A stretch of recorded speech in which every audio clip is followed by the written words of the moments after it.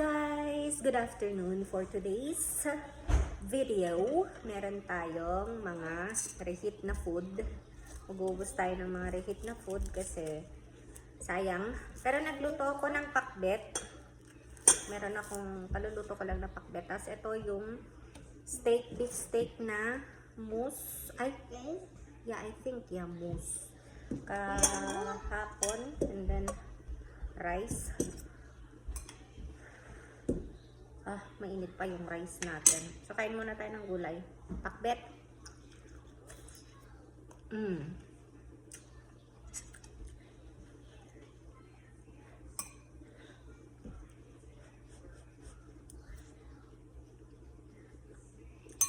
Sobrahan ko ito yung tubig na nilagay ko. Hindi siya nag-dry. Wait lang. Oven ko lang. So, ayun, habang inaantay natin yung rice, kasi medyo wasa. Ayaw kong kumain ng ganun na rice. Magalunos muna tayo ng gulay. Pakbet. Kaya lang, may missing lang kasi dito. Wala siyang ampalaya, yun pa naman yung masarap. Naubusan kami.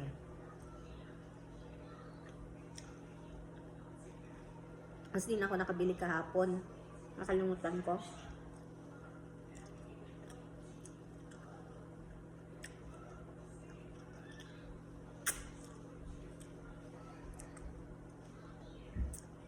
Sili.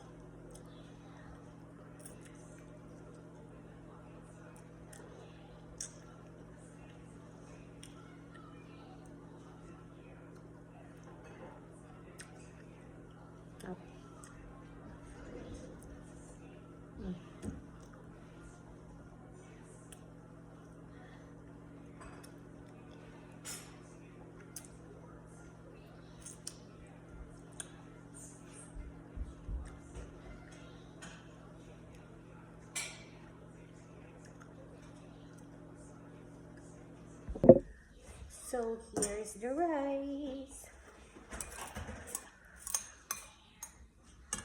Pangit.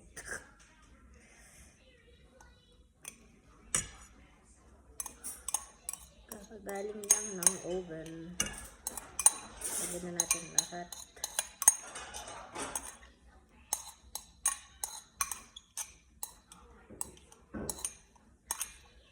Tira, sayang.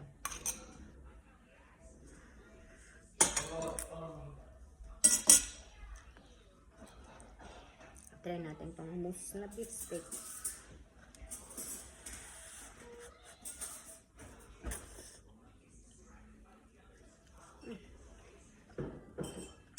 Chop.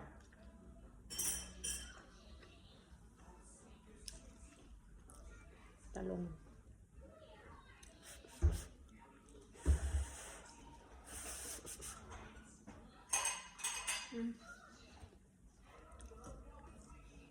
Init.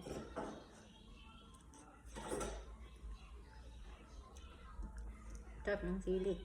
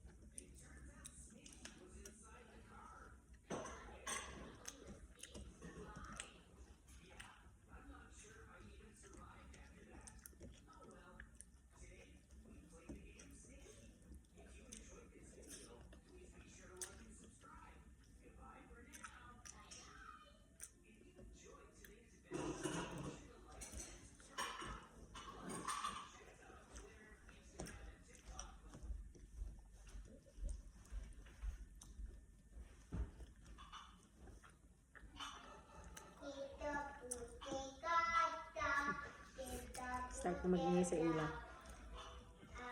Ang sarap nitong mousse na beefsteak. Actually, hindi ko siya tinikman kahapon. Nung niluto ko siya.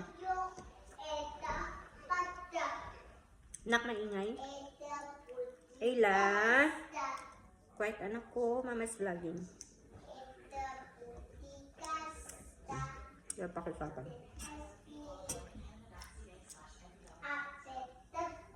Ayla.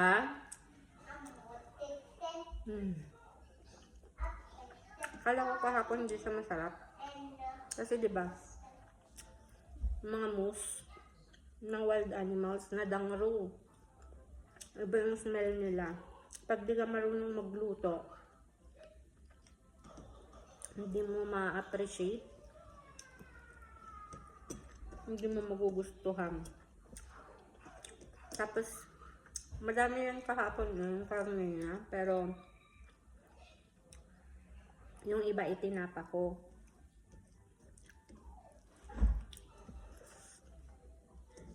Pang breakfast ganun. Aside sa longganisa, para hindi lang longganisa yung kinakain namin.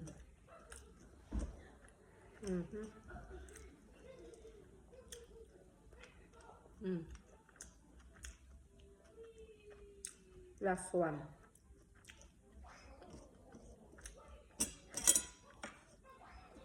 Sarayin natin. Para lahat ng kanin makuha natin.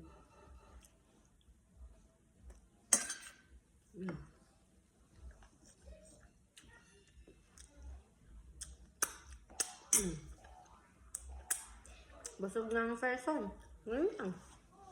Dami natin ng kain. Grabe. So, yun guys. Thank you again for watching. And I hope nag-enjoy kayo sa aking mga vlogs. And don't forget to share the videos. And subscribe and comment down below. So, yun lang guys. Ingat lagi. God bless.